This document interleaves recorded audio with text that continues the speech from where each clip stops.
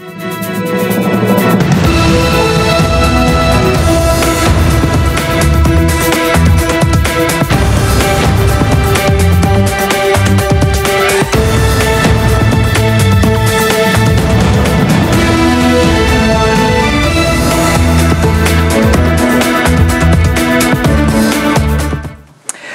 êtes sur Télé Sud, bonsoir et bienvenue dans cette nouvelle édition jeudi 1er mars. À la une au Sénégal, un allié de poids pour Macky Sall. L'opposant Régime Wade a reçu le soutien du chanteur Youssou N'Dour dont la candidature avait été rejetée par le Conseil constitutionnel. Pour la libération du marché du transport routier, c'est l'objectif des membres de la CEDEAO réunis au Burkina Faso qui œuvrent pour une meilleure gestion du fret. Et puis en France, une poignée de représentants de la diaspora africaine du COFAM ont apporté leur soutien à Marine Le Pen dans sa course à la présidentielle. Les raisons de ce rapprochement dans quelques instants, mais également dans ce journal, François Kahn, candidat centriste aux législatives de juin prochain en France, à la 10e circonscription des Français de l'étranger. Mais avant, ouvrons avec le Sénégal. Le président sortant Abdoulaye Wade est en tête, mais pas assez pour passer au premier tour de la présidentielle. Il va au second tour avec son ancien Premier ministre Macky Sall, qui a appelé, on l'a vu dans notre précédente édition, l'opposition dans son ensemble à se joindre à lui. Fernand Tenat. C'est officiel depuis mercredi soir. Le président sortant Abdoulaye Wade va au second tour de la présidentielle sénégalaise avec son ancien Premier ministre Macky Sall. Ils ont obtenu respectivement 34,82 et 26,57%. Ce dernier vient de lancer un appel à toute l'opposition à se joindre à lui pour assurer la victoire finale. Il a dans le même temps levé un coin de voile sur les réformes qu'il compte mener en commençant par la durée du mandat présidentiel. Je proposerai une réforme constitutionnelle visant, entre autres, à ramener la durée du mandat du président de la République à 5 ans.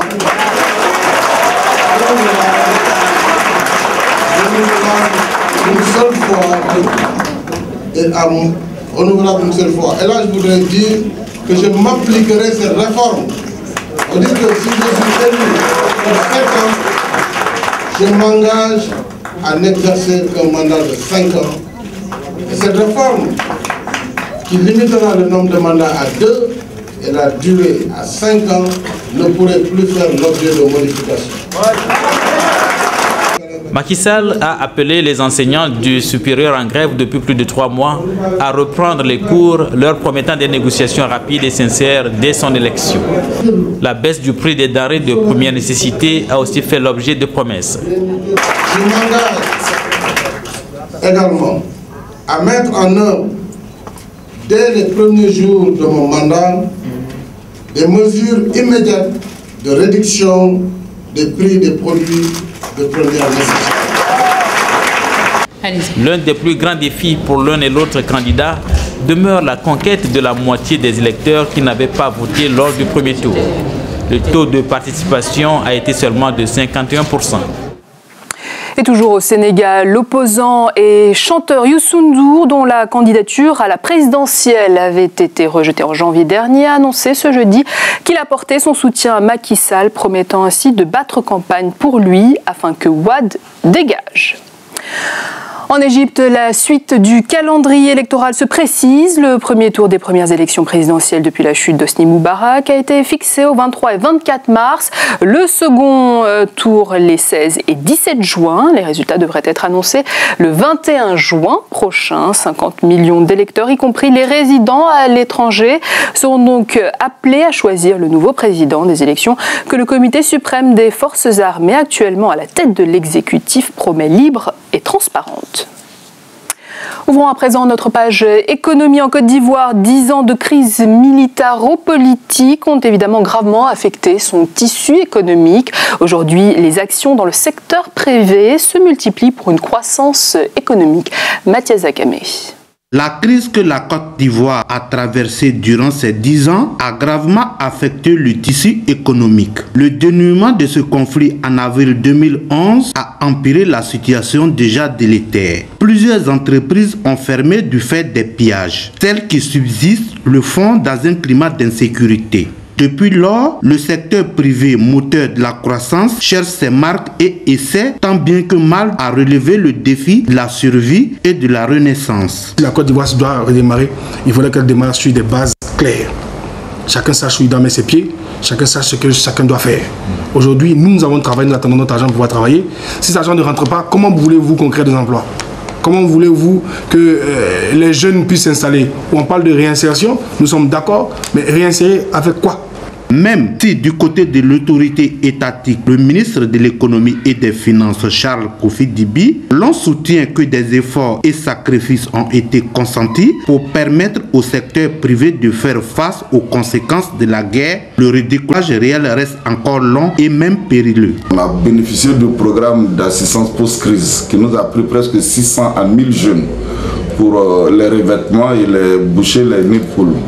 Plus du programme d'assistance post-crise, nous avons bénéficié du lancement des travaux du 3e pont, Riviera-Marcory.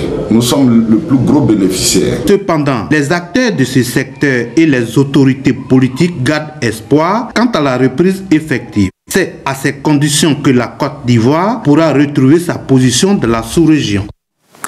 Le développement du commerce interafricain, une priorité pour le continent, mais au préalable, experts et acteurs du secteur demandent l'abandon des pratiques anticoncurrentielles, comme par exemple la levée des barrières qui entravent l'intégration économique. David Chombiano. Deux approches gouvernent actuellement la gestion du fret dans l'espace CEDEAO. Il y a d'abord des conventions fixées par des traités conclus entre pays. Selon ces dispositions, un tiers des marchandises est transporté par des chargeurs de pays côtiers et 2 tiers réservés aux pays de l'Interland. À cette clé de répartition du fret se superpose une autre pratique, le système de tour de rôle, c'est-à-dire le premier arrivé, premier servi. Autant de pratiques anticoncurrentielles qui peuvent porter atteinte à la création d'un vaste marché régional. Si vous achetez un camion neuf aujourd'hui à 120 millions, vous ne pouvez pas vous lever comme ça pour aller dans les ports, pour charger, parce que vous avez un camion en très bon état et vous arrivez à fixer un bon tarif de transport. Voilà. Vous êtes obligé de rentrer dans un système. Voilà. Bon, ce qui fait que vous ayez un camion que vous avez acheté à 120 millions, ou bien quelqu'un qui a acheté un camion à 10 millions, vous allez être dans le même système. Les experts et les acteurs du secteur des transports en Afrique de l'Ouest réunis à Ouagadougou recommandent vivement l'abandon de toutes les entraves à la libre concurrence dans la gestion du fret. Si on abandonne ce système, il faut une alternative. Là également, des propositions ont été faites, notamment en mettant en place une bourse de fret physique et une bourse de fret virtuelle. Lorsque vous avez un chargeur, donc un importateur fait venir 10 000 tonnes de riz, mais on les réunit, les conseils des chargeurs peuvent réunir cet importateur avec les transporteurs qui vont soumissionner.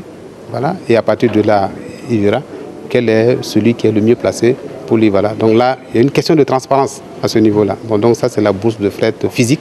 Bon, il y a aussi une bourse de fret virtuelle qui, par le système d'Internet, arrive à mettre l'offre et la demande de transport en relation. Mais l'abandon des pratiques anticoncurrentielles de partage du fret ne suffit pas à résoudre totalement les inefficacités du système des transports en Afrique de l'Ouest. Il existe des contrôles routiers excessifs qui contribuent à allonger les délais de transport et à alourdir les charges aux transporteurs forcés à faire des dépenses occultes. Une énergie de qualité pour l'Afrique, une question qui était au cœur d'une rencontre des États membres de la CEMAC à Brazzaville. Des politiques de réforme nationale sont donc à l'étude. Les objectifs de développement du millénaire sont donc sur la bonne voie pour 2015. Boris Agapit. Les experts des pays membres de la Communauté économique et monétaire d'Afrique centrale CEMAC et de la Communauté économique des États d'Afrique centrale CEAC en charge des questions énergétiques en conclave à Brazzaville, capitale de la République du Congo.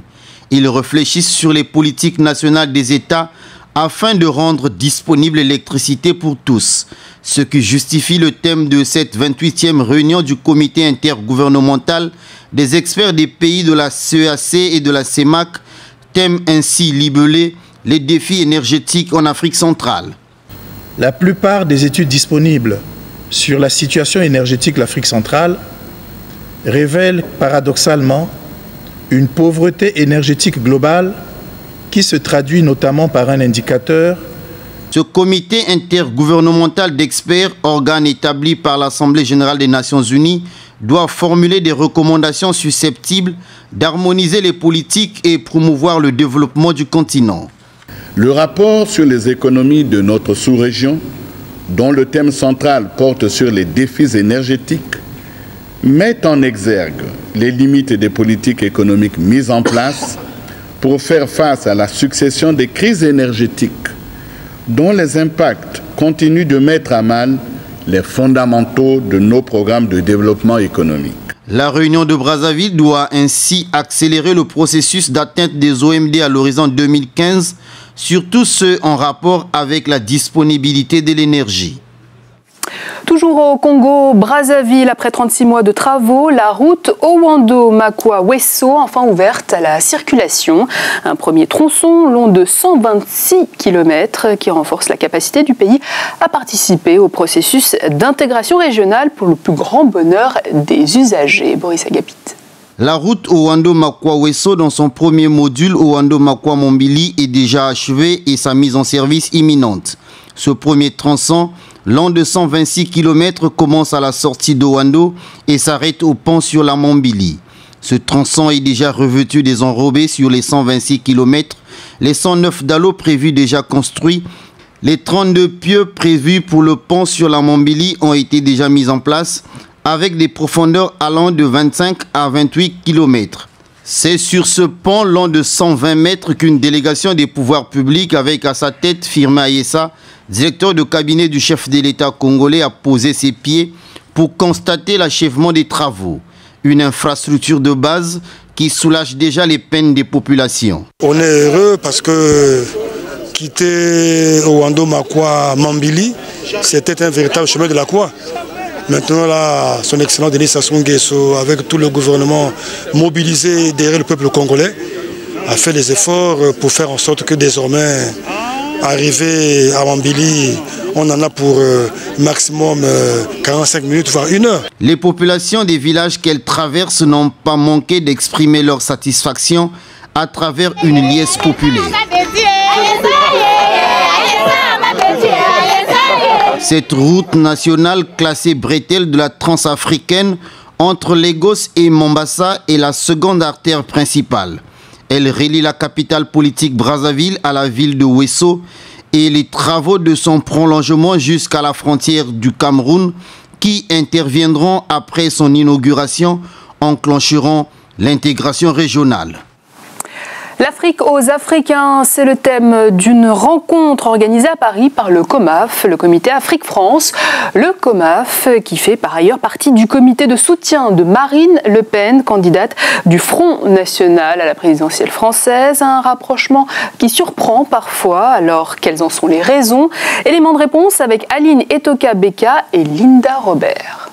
Le comité Afrique-France est un collectif qui regroupe des membres de l'opposition politique des régimes africains reconnus par la France. Soutenir Marine Le Pen relève pour ses membres du choix de raison. Nous avons choisi Marine Le Pen tout simplement puisque parmi tous les programmes que nous avons regardés des différents candidats, c'est la seule personne qui a un discours sans ambiguïté sur les relations qui devraient être entre l'Afrique et la France. Elle plaide le respect de la souveraineté des Africains qu'on n'a pas retrouvé ailleurs ni à droite ni à gauche. Prendre part au débat politique en s'associant avec le Front National est un signe de rupture pour le comité. Dans son viseur, ce qu'il appelle le paternalisme des relations instituées entre la France et le continent. Au programme, aborder les questions d'immigration et de construction économique en Afrique. Le seul moyen que nous avons de régler humainement l'immigration, c'est de permettre aux pays d'où viennent les immigrés de les conserver sur les terres qui sont les leurs. Or, ces peuples ne peuvent offrir à leurs ressortissants ces évidences que si on leur permet de libérer leur économie. Tant qu'il y aura la mainmise sur les richesses des pays d'Afrique, les Africains seront des pauvres. But de la rencontre, officialiser l'adhésion du COMAF au programme de politique étrangère du Front National et peser dans le débat électoral de la présidentielle en France. Démystifier la perception du Front National était une priorité pour certains intervenants de la rencontre. On dit que le Front National est diable, on se pose des questions pour dire mais le Front National n'a pas encore pris le pouvoir, pourquoi il y a autant de millions de morts en Afrique, autant de coups d'État, autant de guerres civiles, autant de famines. Donc, il y a des vraies questions à se poser. Donc, il n'y a pas de diable ou d'ange. Une rencontre qui a peu attiré la foule, mais aura permis à la diaspora africaine d'exprimer son intérêt et son implication dans la campagne présidentielle française. Et pour parler d'un autre scrutin à venir, les législatives de juin 2012 en France, avec nous sur ce plateau, François Kahn, candidat centriste à la 10e circonscription des Français de l'étranger. Monsieur Kahn, bonsoir. Bonsoir. Alors avant de parler de votre combat, que vous inspire le reportage que nous venons de voir il y a quelques instants, certains membres de la communauté africaine qui se reconnaissent finalement dans le discours du FN? Vous savez, madame, le programme du Front National est très simple. C'est les Africains en Afrique, c'est les Arabes en Arabie, c'est les Gaulois en France, c'est les Bretons en Bretagne. Alors vous savez, quand on interpelle quelqu'un en le traitant de raciste, il répond toujours « j'ai un ami juif, j'ai un ami noir, j'ai un ami arabe ». La Libye. La Libye, et voilà, le COMAF est remplit sans conteste son rôle d'alibi pour Marine Le Pen et le Front National, dont on connaît la xénophobie chronique. Donc je ne crois pas que ça mérite plus de commentaires que cela. Alors revenons sur votre démarche. Votre objectif aujourd'hui est de représenter les Français d'Afrique et de Moyen-Orient à l'Assemblée nationale. Expliquez-nous. C'est exact. Pour la première fois, les Français qui vivent à l'étranger auront le droit d'avoir des représentants à l'Assemblée nationale. Il se trouve que 2 millions de Français étaient exclus de la représentation nationale, et je rappelle quand même que c'est à l'Assemblée nationale que se définissent les orientations du gouvernement des 5 prochaines années à venir. Et donc, pour la première fois, il y aura des élections et une circonscription très vaste a été découpée, une circonscription qui va de Libreville jusqu'à Johannesburg, en passant par Damas, par le Caire, et par bien sûr l'océan Indien aussi, 49 pays, et j'irai visiter l'ensemble de ces Français sur place pour comprendre leurs préoccupations qui sont évidemment très diverses en fonction et de leur statut et de l'endroit où ils vivent. 49 pays donc. Alors pourquoi ce combat et pas un autre? Vous savez, moi je suis issu de la société civile et je me suis rendu compte qu'il faut penser aux oubliés. Moi, la France m'a beaucoup donné.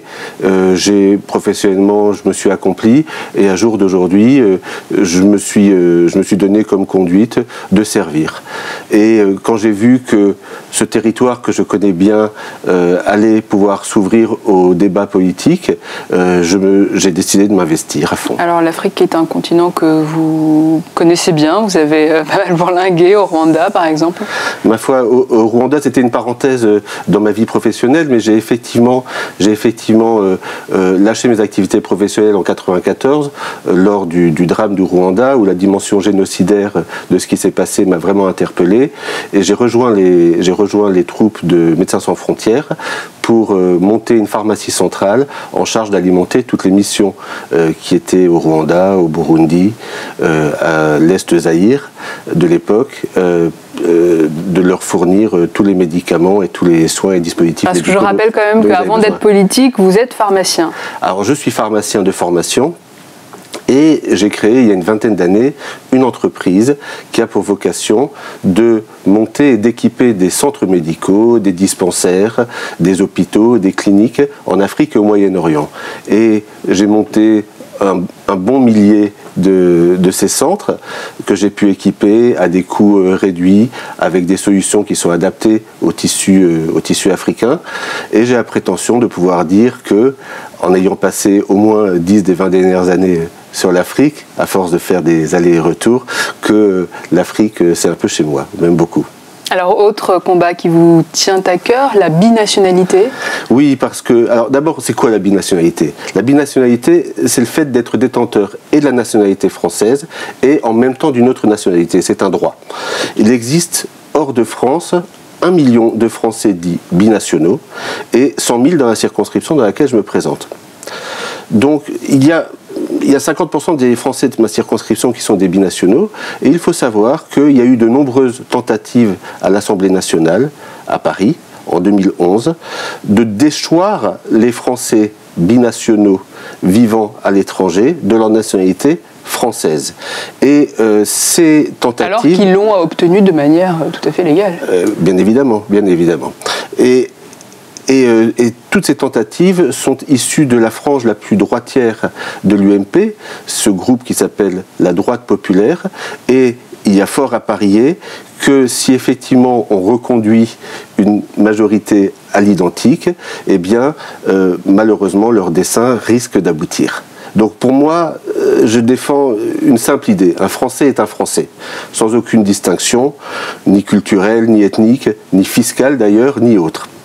Donc si je m'appuie sur l'article 1er de la Constitution, le principe d'égalité entre les citoyens, j'ai défini que la première proposition de loi que je ferai quand je serai élu sera un texte qui empêchera de manière inaliénable une quelconque possibilité de déchoir qui que ce soit de la nationalité française, hormis bien sûr ce qui est convenu aujourd'hui à l'article 25 du Code civil, c'est-à-dire de déchoir de sa nationalité ceux qui auront atteint aux intérêts fondamentaux de la nation ou auront fait des actes de terrorisme. Et d'ailleurs, je lancerai dans les jours à venir une pétition pour donner une ampleur plus grande à la démarche qui sera la mienne lorsque je serai député. Alors qu'évoquent pour vous les débats sur l'identité nationale proposés par le gouvernement au pouvoir il y a un moment maintenant? Alors en fait, tous ces débats, à mon sens, sont des faux débats. Ce sont des débats qui ont une pure visée électoraliste. Il y a toujours sous-jacent le fait qu'on mélange l'immigré ou la personne qui est différente avec les problèmes dits sécuritaires ou autres. Ce débat, j'aurais adoré un débat sur l'identité européenne, puisqu'on est de la construction européenne, on est dans l'Europe, et un Français est un Français, quelle que soit sa couleur. Et votre combat se passe donc également sur le terrain, vous le disiez tout à l'heure, vous êtes à la veille d'une tournée africaine? C'est exact, je m'envole mardi pour le Gabon, je vais également aller sur Addis Abeba, dans les semaines à venir, je visiterai également le Congo, les RDC, le Cameroun, le Bénin et le Togo. François Kahn, merci beaucoup. Je rappelle que vous êtes candidat centriste aux législatives de juin prochain en France, à la 10e circonscription des Français de l'étranger. Merci beaucoup. Et l'on se quitte sur le lancement officiel du prix Ivoire pour la littérature africaine d'expression francophone 2012 qui s'est tenu à Abidjan. C'était au Centre culturel français en présence du ministre de la Culture et de la Francophonie, Maurice Bandaman. Correspondance Mathias Zakamé.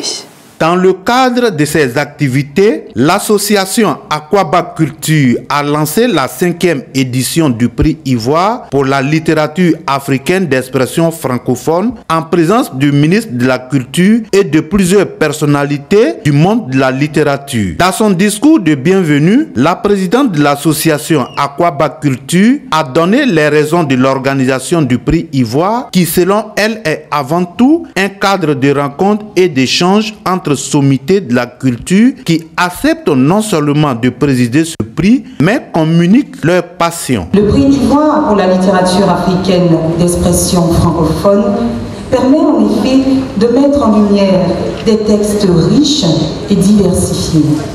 Le prix Ivoire, c'est également un cadre de rencontre et d'échange entre des sommités de la culture qui acceptent non seulement de présider ce prix, mais communiquent leur passion pour la littérature à la jeunesse. Créé en 2008, le prix Ivoire est un prix africain de littérature destiné à récompenser un auteur africain. Il réunit chaque année sur les bords de la lagune Ébrié les acteurs du monde littéraire. Prenant la parole, le ministre Bandaman Maurice a déclaré ouvert l'édition 2012 du prix Ivoire pour la littérature africaine d'expression francophone. Je voudrais au nom du ministère de la Culture et à votre nom à vous tous féliciter Isabelle Kassi-Fofana et les membres de son association pour leur dynamisme et leur détermination. L'objectif de ce concours est de susciter le goût de la lecture et l'intérêt pour le livre, quand la culture devient une passion.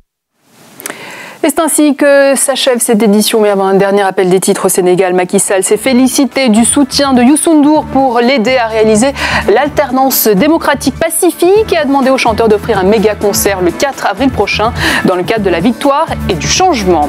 Pour la libre concurrence et la compétitivité du secteur des transports, c'est dans ce cadre que les membres de la CEDEAO se sont réunis au Burkina Faso en vue d'une meilleure gestion du fret. Et puis l'Afrique aux Africains, c'est le leitmotiv du comité franco-africain, le COFAM, qui apporte son soutien à Marine Le Pen dans sa course à la présidentielle. Un rapprochement qui ne fait pas forcément recette. Voilà la fin de ce journal. Dans quelques instants, la suite de vos programmes. Restez avec nous sur Télé Sud. Quant à moi, je vous donne rendez-vous demain pour une nouvelle édition. En attendant, je vous souhaite de passer une excellente soirée.